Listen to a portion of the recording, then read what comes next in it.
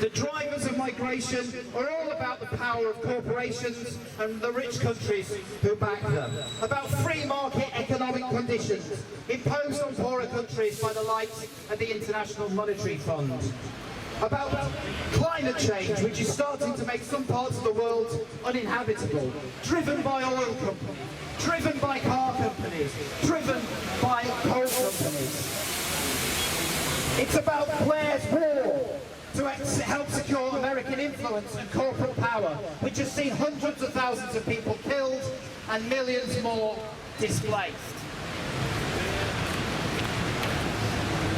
So, friends, this is not a migrant crisis we're seeing. It's a crisis of war, it's a crisis of inequality, it's a crisis of climate change, it's a crisis of colonial-style exploitation, which leaves people all over the world without access to resources or control of their own lives. So our responsibility is to fight the politics of Fortress Europe and of Fortress Britain, to say that migrants are welcome whether they're fleeing war or poverty, and to say that we live in a country which caused these crises, and that has to end. An end to the arms trade where wealthy shareholders profit from human suffering.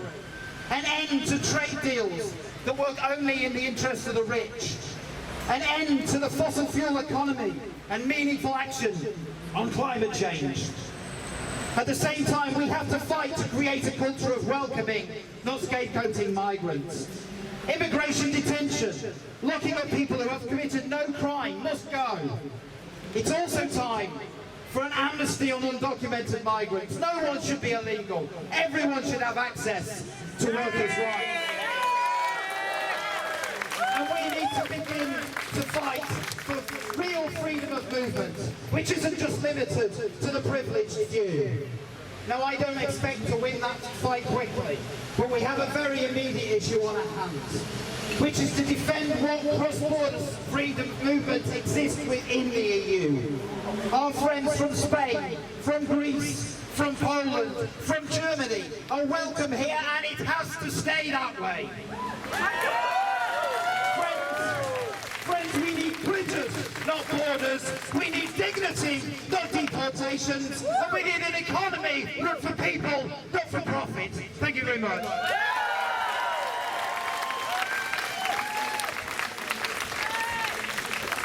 James on Ions, Global Justice. Now you have spoken about Europe, to defend Europe, but you also said that Europe has been a fortress till now. So maybe this is the reason why it is not appealing also for some British voters who are not racist, who are not against migrants, but who don't see much difference between Fortress Europe and Fortress Britain. Is it possible, this view? Well, I think there's a lot of problems with Fortress Europe, and we certainly don't want a Fortress Britain instead. But one thing we do have with the EU is some freedom of movement between countries within the EU. And I don't think... You want to defend this freedom of movement after the Brexit? Absolutely. We need to defend it because, you know, we're not going to create better conditions for freedom of movement in the world as a whole by letting go of what small amount of freedom of movement we already have within the EU. And it's not going to help migrants originally from EU countries. It's not going to help migrants who've come here who are not originally from EU countries to tighten up that freedom of movement. And the problem with the Brexit vote, among other things, is that it created a situation where anti-migrant politics in general have become legitimised, and I think that's very frightening in the light of what will probably be our next Prime Minister being Theresa May, who has a long history as the Home Secretary of being very anti-migrant, of deportations, and being very hostile to any kind of freedom of movement. Refugees are welcome here. Say it loud, say it clear. Refugees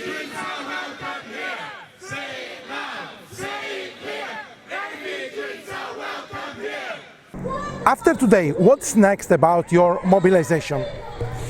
So I think there's two aspects to it. The first is to fight here to create a culture of welcoming and not scapegoating migrants. And there's some very specific demands.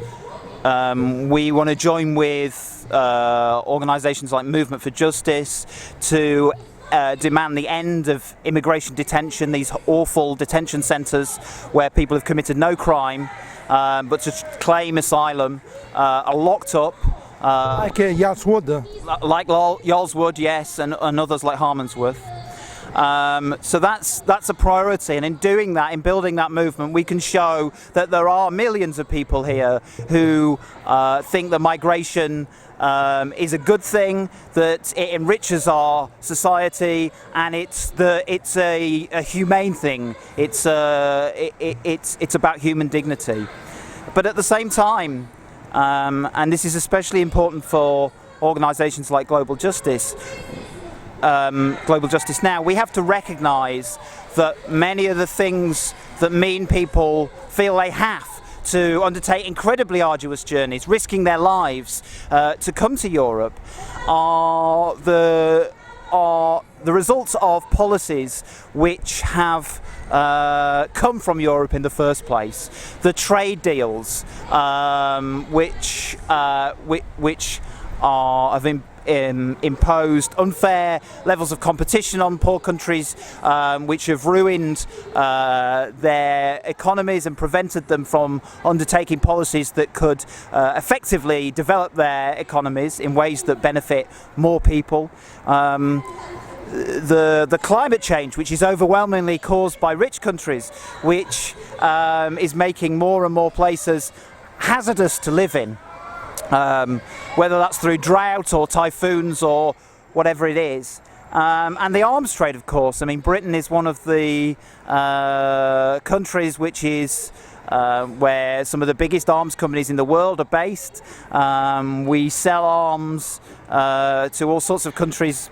Saudi Arabia, for instance, a horrific regime which is also involved in bombing Yemen.